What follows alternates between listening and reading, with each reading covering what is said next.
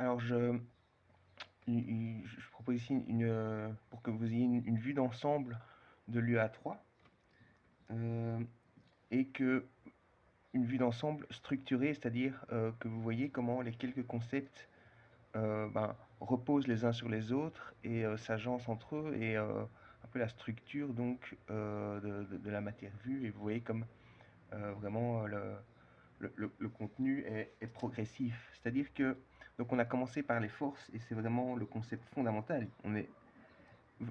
Vous allez voir qu'il est à la base de tout le reste, et donc il faut absolument bien comprendre le concept de force, de vecteur, comment on les additionne, euh, leurs quatre caractéristiques. Et donc en gros, donc voilà, donc les forces, ce sont des vecteurs. Et donc en général, quand on les représente, on met une petite flèche au-dessus pour bien se rappeler que ça a une direction, c'est pas juste un chiffre, un nombre avec des unités, ça a aussi une direction.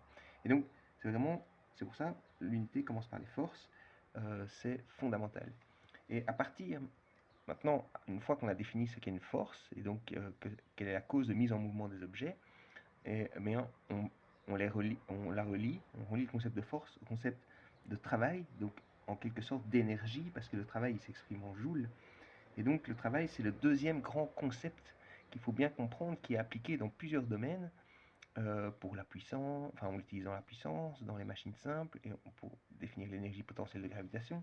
Et donc le travail, c'est aussi, il faut bien comprendre en quoi ça consiste, et donc bien comprendre que le déplacement ici, c'est le déplacement de la force.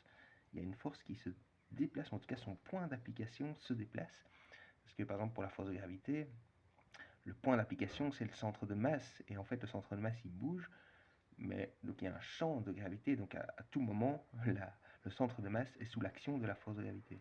Et donc bien comprendre ce concept de travail, donc dans le cadre des sciences de base, le déplacement est toujours parallèle au travail, donc on a la force et le déplacement qui sont collinéaires, et donc parfois, donc quand la force est dans la même direction que le déplacement, comme ici en bas, le travail est positif, c'est un travail moteur, le déplacement et la force ont le même signe, et quand la force et le déplacement ont des signes contraires, pour bien faire, je vais mettre les petites flèches ici, hein. Dans ce cas-là, le travail est plus petit que zéro. Quand on l'exprime dans une base, il y aura une composante positive ici, négative, si par exemple la direction horizontale est vers la droite, et donc on aura un travail plus petit que zéro, plus grand que zéro, qu'on appelle un travail moteur. Et dans ce cas-là, ce sera un travail résistif. Qu'est-ce que je dis? Bah non, c'est l'inverse. Donc c'est résistif. Plus petit que zéro, c'est résistif. Le corps perd des joules, donc résistif. Et donc plus grand que zéro, oui, le corps reçoit euh, des joules. Donc c'est un travail moteur, évidemment. Alors, à partir de de ce concept de travail, euh, on définit directement la puissance. Euh, la puissance, donc c'est une sorte de mesure du débit de travail. Donc la puissance, c'est la quantité de travail par unité de temps, simplement. Donc c'est à partir du travail. Pour calculer la puissance, il faut connaître le travail, bon, sauf si on part de la puissance, évidemment.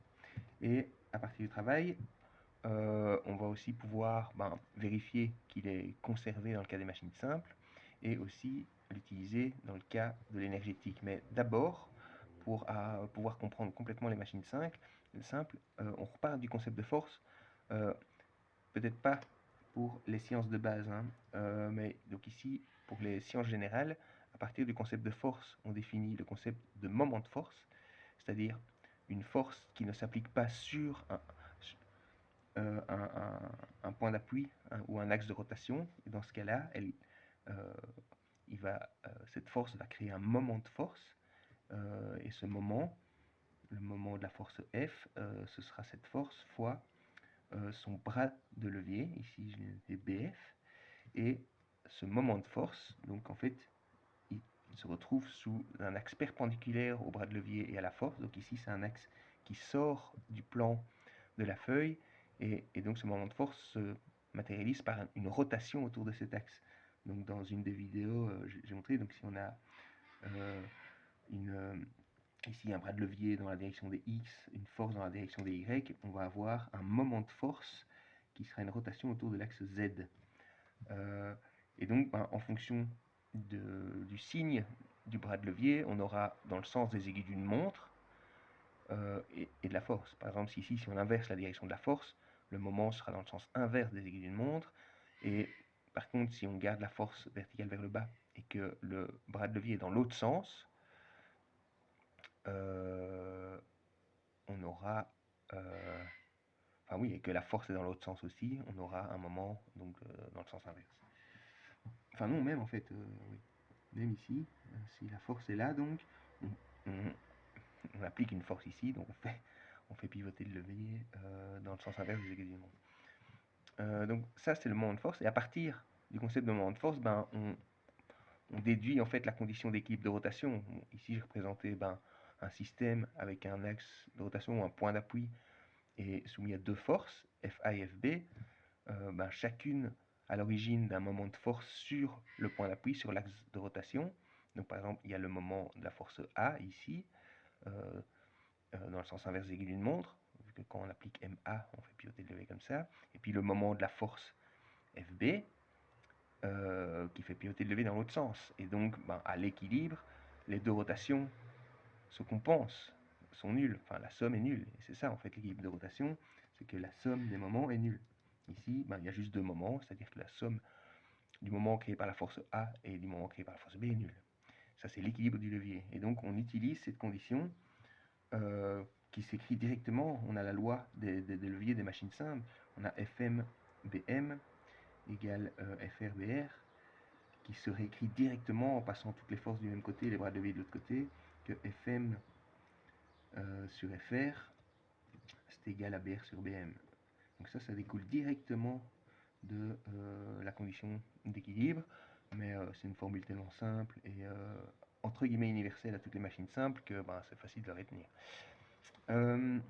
Alors, ben, donc ça, voilà, ça permet de résoudre, disons, d'appliquer à une grande variété de machines simples, des leviers, des treuils, des plans inclinés, des, des poulies, des palans, une grande variété de situations concrètes à partir de quelques concepts de base, mais qui sont appliqués dans des situations variées. Mais c'est chaque fois le même principe de base. Il suffit d'être rigoureux, de bien comprendre les définitions et les grandeurs en jeu, et je veux dire, il n'y a pas grand-chose. Et donc, on voit que c'est un formalisme ouais, plus ou moins puissant. Et donc, à partir du concept de travail, donc, on peut aussi, je vous ai montré dans la vidéo, calculer par exemple le travail de la force de gravité, par exemple sous la chute d'un corps, ou bien on peut aussi calculer le travail lorsqu'on élève un corps d'une hauteur h. Et dans ce cas-là, ben, le travail, c'est simplement l'application de la formule du travail. Hein. C'est toujours... Il n'y a rien de nouveau ici, c'est la force fois le déplacement. La force, c'est le poids G égale mg, ou P, et fois le déplacement. Et ici, le déplacement, ben, c'est une hauteur h, et donc on a que ben, vraiment le travail, c'est mg fois h, c'est F fois d, c'est la force de gravitation fois la distance. C'est la définition du travail, et en fait, on définit ce travail comme l'énergie potentielle de gravitation. Et à côté de ça, on définit aussi l'énergie cinétique. Bon, ça, retenez vraiment, mv carré sur 2, c'est sans démonstration, sauf éventuellement pour les sciences générales. Mais mv carré sur 2, c'est pas si compliqué, c'est simplement proportionnel à la masse et au carré de la vitesse, au carré de la vitesse divisé par 2. Et ces deux formes d'énergie contribuent à ce qu'on appelle, ce qu'on définit comme l'énergie mécanique EM, simplement la somme des deux.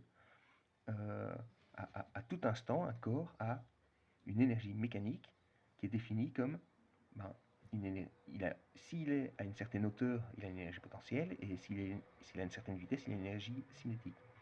Donc à tout moment, il a une énergie mécanique, et cette énergie mécanique, ça mène à la loi de la conservation de l'énergie, c'est-à-dire qu'elle est conservée. Donc ça, c'est la loi de la conservation de l'énergie. La variation d'énergie mécanique entre deux moments est égale au travail des forces de frottement et au travail moteur.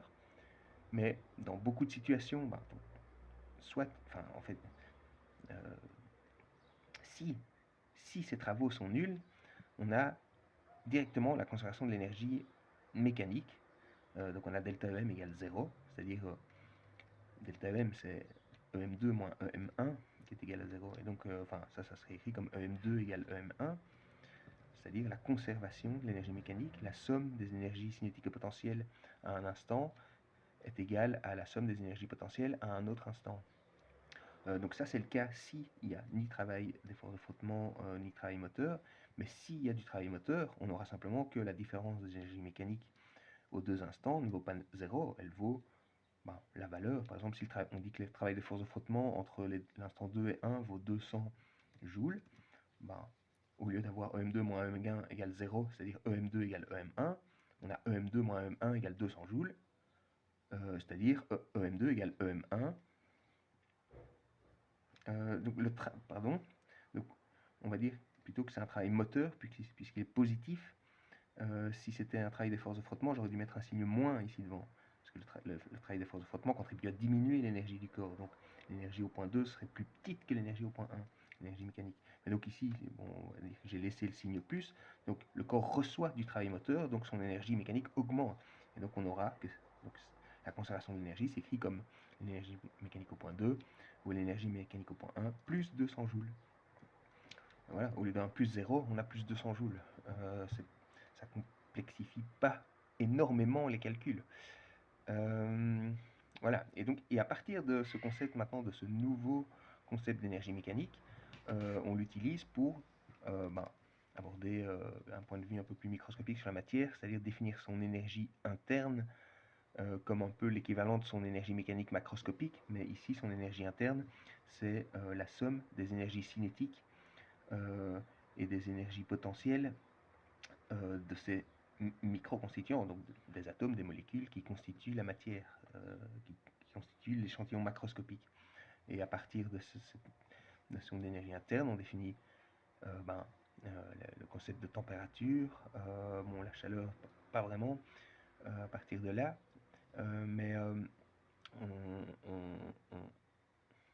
modélise également les différentes phases de la matière, donc solide, liquide, gazeuse, en montrant comment varient ces différents termes microscopiquement. Et voilà, on aboutit à la fin de l'UA. Donc vous voyez que le dernier, par exemple, le concept de température repose sur celui d'énergie interne, qui lui est une analogie de l'énergie mécanique, qui elle découle, à une contribution d'énergie potentielle, qui est calculée comme un travail, et ce travail c'est une force sur la dimension. Donc il faut, raison pour laquelle, pour comprendre la température, il faut comprendre le concept de force. Donc voilà, j'espère que ça vous aura permis d'avoir une vue d'ensemble et de voir sur quel point vous deviez mettre l'accent lors des révisions pour des secondes révisions, disons, si vous voulez un peu vous repréparer pour la sommative de la deuxième partie de la sommative ce jeudi. Donc, si je ne me trompe pas, oui, c'est bien ça. Voilà.